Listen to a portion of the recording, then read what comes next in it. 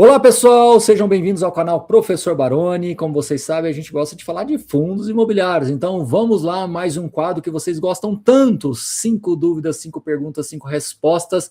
E hoje recebemos 5 perguntas bem legais aqui e a gente vai bater o papo. Se você quiser participar, inclusive, fique de olho. A gente sempre abre box de perguntas nas redes sociais. Tem comentários que você pode fazer aqui que também o Caio pega para depois a gente trazer aqui para apresentar para todo mundo. Afinal de contas, o aprendizado é coletivo. Se você não é inscrito no canal, se inscreva. Se você não deu aquele joinha, aproveite agora.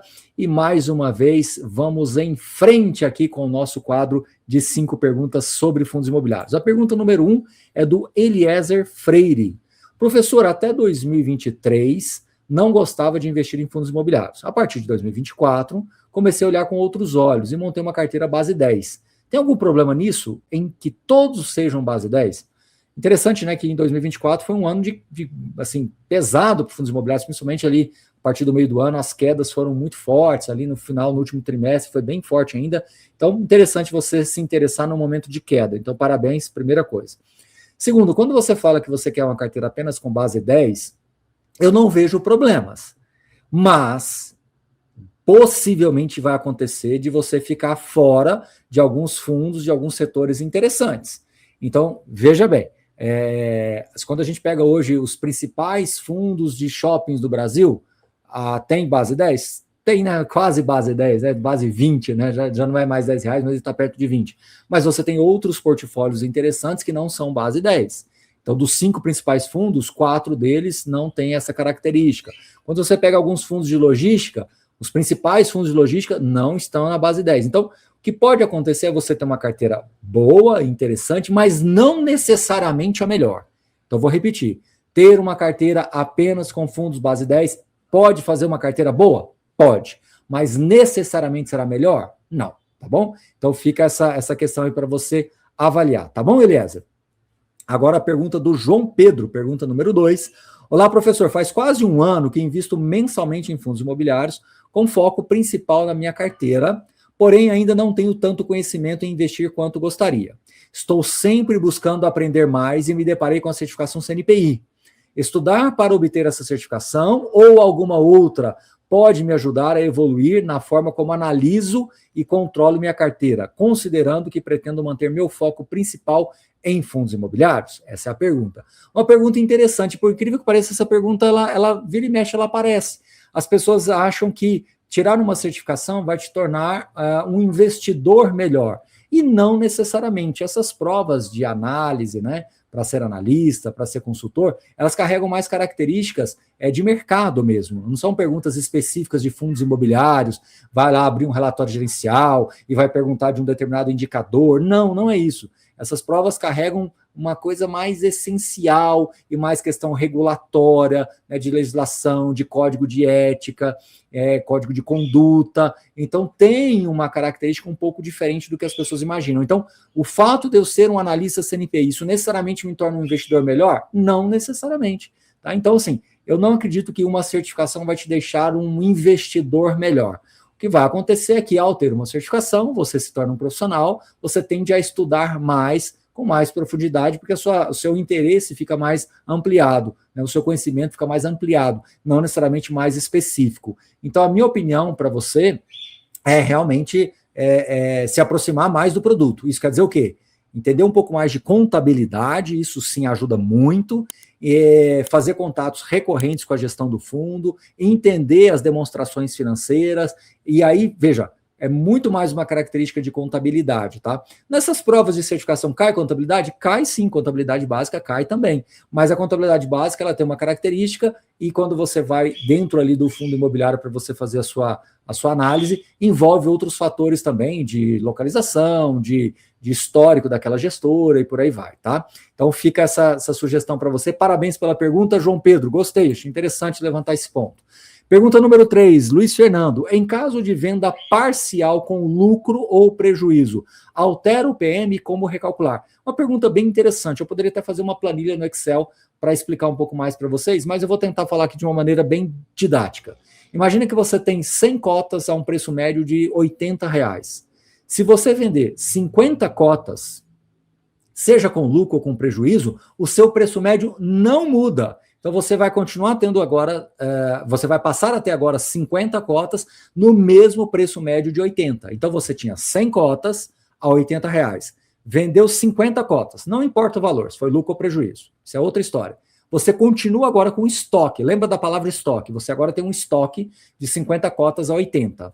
Se você voltar a comprar 50 cotas a R$ 100, o seu novo preço médio a partir da nova compra passa a ser 90, né? Porque você tinha 50 cotas a 80 de estoque, passa a ter agora mais 50 cotas a R$ 100. No médio, você vai ter 100 cotas a R$ 90, tá? Em síntese, toda vez quando você vende cotas, o estoque fica reduzido ou ampliado, e aí você tem que recalcular o preço médio se for compra, mas se for em caso de venda, basta você preservar o valor histórico do seu estoque. Lembra da palavra estoque, que você não erra na hora mais de fazer esse raciocínio. Legal? Parabéns pela pergunta, Luiz Fernando. E se vocês ficarem com dúvidas adicionais, coloque aqui nos comentários. Se for o caso, a gente faz até um vídeo específico, mas ia ser uma planilha muito simples. É só ouvir de novo o que eu falei, que eu tenho certeza que vocês vão entender. Tá? Pergunta número 4, Wesley P23. Gostaria de entender por que os FOFs não divulgam nos relatórios gerenciais o preço médio de aquisição dos FIIs que compõem a carteira. Existe alguma razão regulatória, estratégica ou de gestão para a não divulgação dessa informação, considerando que ela poderia aumentar a transparência e ajudar o cotista a avaliar melhor as decisões de alocação e ou ganho ou perda potencial do fundo? Parabéns pela pergunta, Wesley. Eu acho que sim, todos os fundos deveriam fazer isso. São raros aqueles que colocam preço médio, mas deveriam sim fazer isso. Não tem nenhuma obrigação dizendo que tem que ser feito. Então é muito mais uma iniciativa da gestora.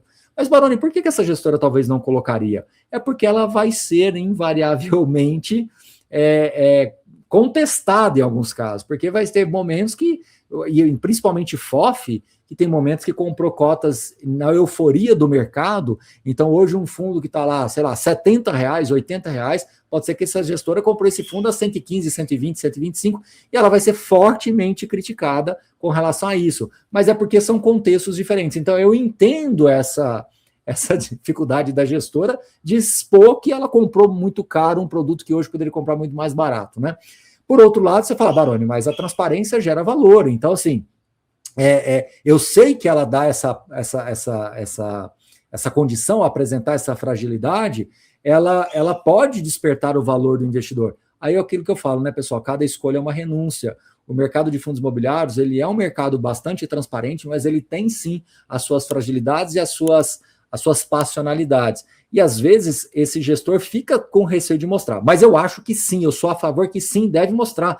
Até para evidenciar a dificuldade que é a gestão de um FOF, porque quando o gestor consegue fazer captações para comprar novas cotas, em geral as cotas estão com preços mais elevados, por isso que eu falo que ser um gestor de FOF não é fácil, é um produto paradoxal, é um produto que tem as suas dificuldades estruturais, tanto que muitos deles estão tombando as suas estruturas para fundos, hedge funds, né, fundos mais híbridos, justamente para conseguir equacionar um pouco melhor essas dificuldades, eu diria, estruturais. Mas eu acho que deveria sim. O único ponto que serve talvez de conforto é que você tem a quantidade de cotas nos informes que são apresentados.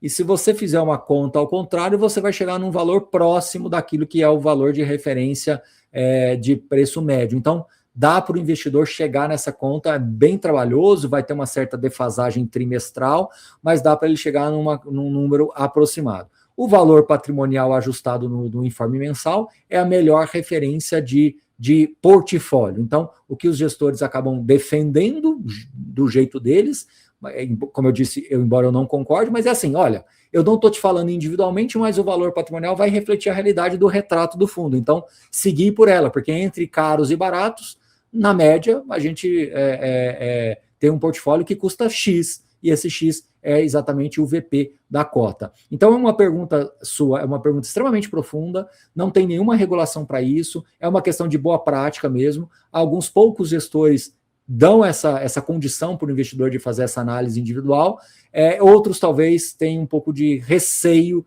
de até gerar ali um efeito reverso na interpretação do próprio produto. Tá bom? Mas eu quero dizer aqui oficialmente que eu sou a favor que sim, deveria mostrar, até para evidenciar a dificuldade de se fazer a gestão, tá bom?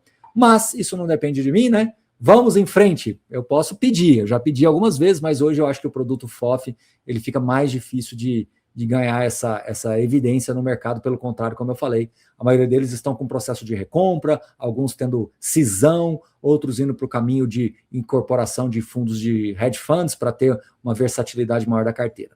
Pergunta número 5, a última aqui do Elton Rodrigues. Professor, é sabido que quando a Selic está elevada, os fundos de tijolos ficam atrativos para compra. É sabido, é verdade, isso em geral acontece.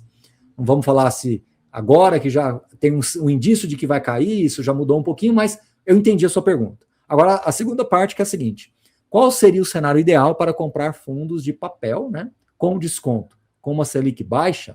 Essa pergunta é interessante porque ela tem uma pegadinha, né? Com a Selic alta, os fundos de papel indexados à inflação também ficam com desconto. A gente tem isso hoje acontecendo, tivemos muito disso acontecendo lá no final de 24, num pedaço de 2025. Hoje esse desconto está menor, mas sim, isso também acontece com fundo de papel. Desde que, em geral, esse fundo de papel tem uma carteira majoritariamente alocada em inflação. Obviamente, eu estou falando de média, né? Vão ter fundos que vão ter desconto, outros nem tanto, mas na média, sim, os fundos de papéis ficam com descontos quando a Selic está alta, tá bom? Então, cuidado para não ter uma interpretação equivocada. Às vezes você está olhando para um fundo que é indexado a CDI, aí sim, um fundo indexado a CDI, um fundo de papel indexado a CDI com Selic alta, não tem muito sentido ele ter desconto. Pelo contrário, ele acaba negociando com a ágio, como a gente também está vendo agora nesse momento. Tá certo? Se vocês gostaram do nosso quadro 5 perguntas, 5 dúvidas, 5 respostas e quer participar dos próximos vídeos, manda sua pergunta aqui nos comentários e quando o Caio abrir lá aquele box de perguntas nas redes sociais, mande lá também que ele vai registrando tudo para depois a gente trazer aqui nesse quadro para vocês. Mais uma vez, muito obrigado, se inscreva no canal, deixa aquele joinha e até a próxima. Valeu, turma!